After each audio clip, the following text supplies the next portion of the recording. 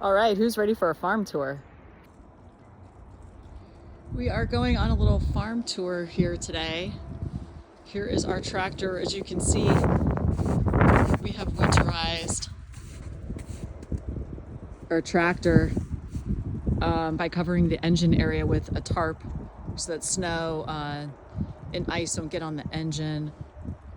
We have a tractor also with a bucket. It's super easy actually to detach it and attach it with these two levers that you just move up and down. I know it seems intimidating, but a lot of these things are actually quite easy. We'll show you more on how to use each piece of equipment, but today we'll just give you a tour of all the equipment that we have. We have the tractor so we can pull these types of equipment. This is our transplanter. And so the upper tanks, we use this in the spring when we're planting our rows of the hemp or cannabis. The upper tanks have the nutrition in there, the liquid amendments. And then if I'm moving around here, you usually have at least one or two people that sit in these little chairs. And then here's where you put all your trays of your seedlings. And this is the water wheel. And so it does two things. You can see from this hose here, that's attached up through the black hose to each of the tanks.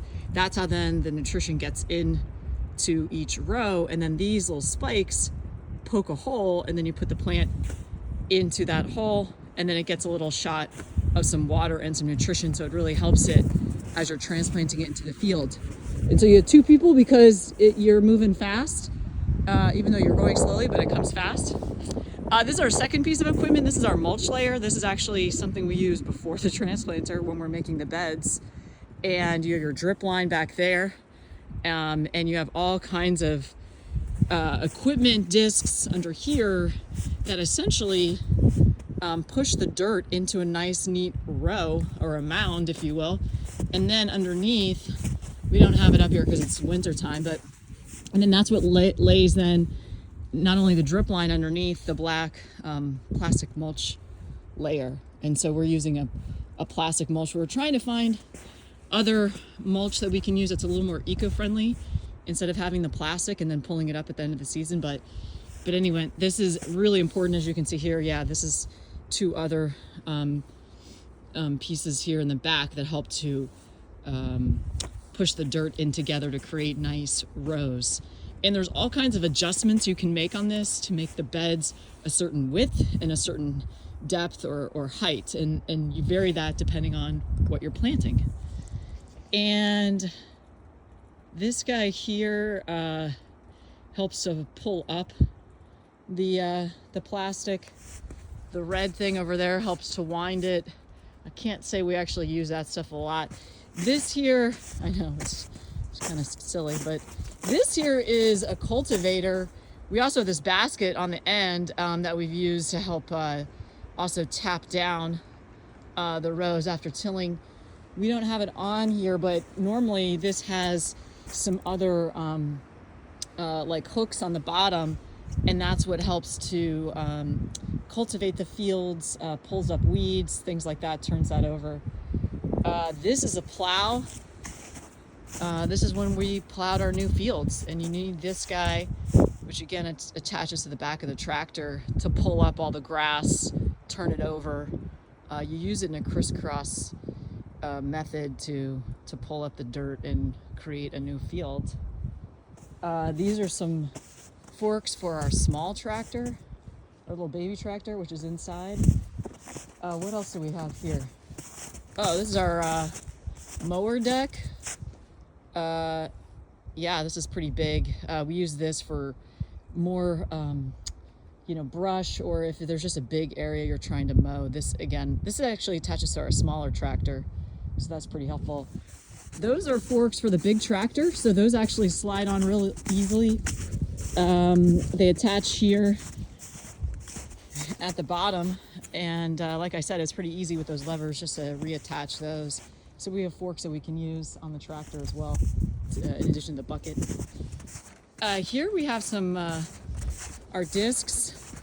We use this for tilling. So after we plow, just to help smooth out the dirt a little bit more, or the soil. And then also at the end of the season, we use this when we were turning under the plants and sort of getting that organic material incorporated back into the ground. There's great carbon and other material in nutrients in the plants, in the cannabis plants. So we want to get that back into the soil to create good healthy living soils. So that's what that does. Again, that also attaches to the back here of the tractor.